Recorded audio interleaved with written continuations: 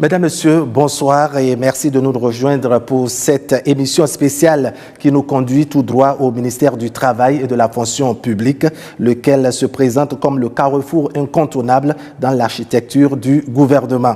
Il a visiblement son mot à dire au niveau des cadres et autres travailleurs, des structures sous tutelle, des autres départements ministériels, de même que les acteurs du privé, ne serait-ce que dans le traitement de leurs dossiers d'avancement.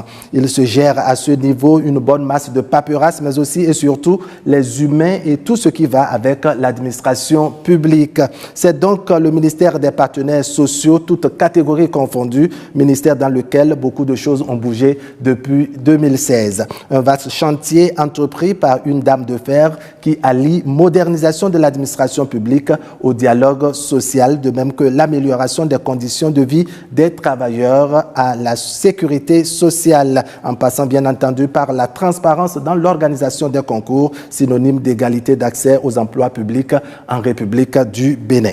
Dans cet entretien qui se veut donc le bilan de 8 années de gestion dans le domaine du travail et de la fonction publique, nous avons le plaisir de recevoir par ici la patronne de ce portefeuille ministériel, Madame Adidjatou Matisse. Madame la ministre, bonsoir. Bonsoir, Monsieur Alik Bara. Bienvenue sur ce plateau que je co-anime avec mon confrère de la radio nationale, Christian Gandio. Christian, bonsoir. Bonsoir, Rabali Para. Bonsoir, Madame la ministre. Bonsoir, Monsieur Gandio. Alors, Madame la ministre, comment se porte l'administration béninoise aujourd'hui?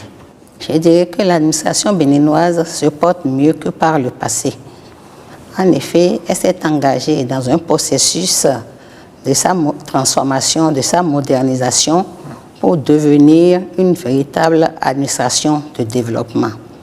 Comme vous le savez, dans tous les secteurs de l'administration, des réformes ont été mises en œuvre depuis 2016, qu'il s'agisse de la justice, de l'agriculture, des finances, du travail de la fonction publique, la culture, le tourisme, la sécurité et la défense, les infrastructures routières, le cadre de vie. En tout cas, aucun secteur n'est laissé de côté.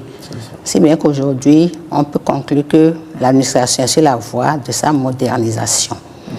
En ce qui concerne mon secteur, ce qu'on peut retenir, c'est la mise en place d'un cadre juridique et institutionnel favorable à une administration intelligente et efficace, le réaménagement des horaires de travail pour permettre aux agents de l'État de sortir plus tôt, de s'épanouir un peu, de voir les enfants en éveil avant de se coucher.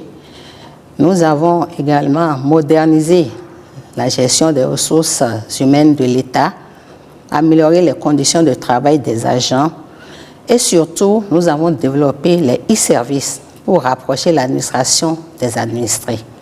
Voilà ce que je peux dire en gros par rapport à l'état des lieux aujourd'hui de l'administration publique, comme je l'ai dit, qui se développe pour devenir une administration qui donne satisfaction aux populations en général et à ses usagers en particulier. IBIS TV, créé pour inspirer.